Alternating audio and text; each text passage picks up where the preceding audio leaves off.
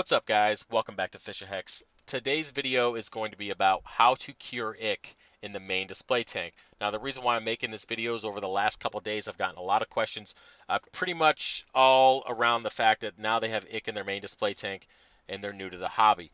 Well, basically, these people went and purchased a fish from the local fish store, plopped it into the reef tank.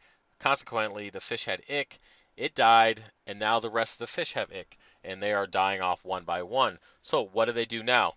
Well, the shorter answer is, and then I'll give you the long answer. The short answer is you have to remove everything from the tank and let the tank run without any fish for 6 to 8 weeks, upwards of 10 weeks.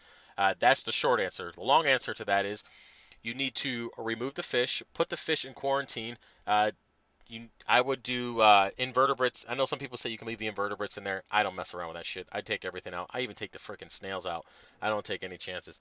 That's just personal preference. You can do what you want on that, but that's what I do, and that's what I have my clients do. I take all the invertebrates and the snails, put them in a one quarantine tank, leave them in there, and then I put the fish in another quarantine tank, and I slowly bring that tank to hyposalinity for 6 weeks, and then raise that back up for another over a week period, and then let them stay in there for another 3 to 4 weeks, observing them for any signs of it coming back. Now, you can't do hyposalinity with invertebrates, so don't do that. That's why I said put them in a separate system and just let them chill. But that's what I do to cure ick, and I will do a separate video on hyposalinity, the guide to that, here in the near future, probably within the next couple days. So, moving back to the main display tank. So once you have the fish removed, go ahead and just still do your bi-weekly water changes. If you want to put a little bit of food in the tank, you don't really have to.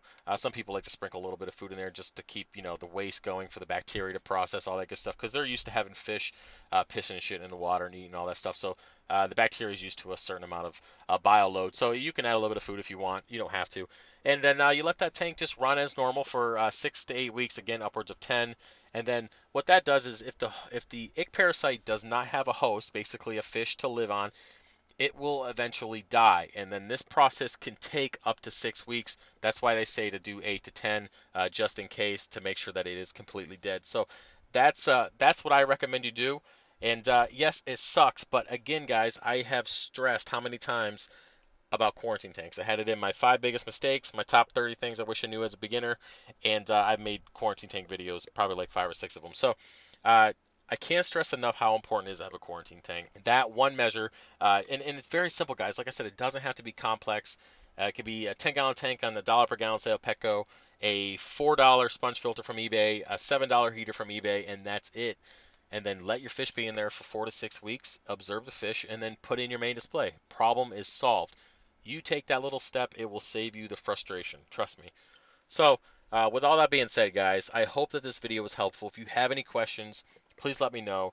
I know that I will be replying to everybody who sent me that question over the last few days, and I will be with them and guiding them in the right direction and setting up a game plan in hopes that it doesn't discourage people and that they can work through this process. Unfortunately, when new hobbyists experience ick like this and it wipes out their whole tank, 9 out of 10 times it's a deal breaker. Most people walk away for the hobby at that point. That's why you see all these brand new systems that were up for 3 months on Craigslist for sale, because they experienced this devastating loss of fish, and they don't want to do it again, and so they walk away.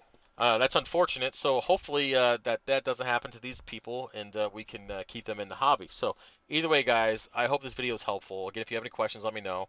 Like, comment, subscribe, and of course, I'll see you next time. Peace.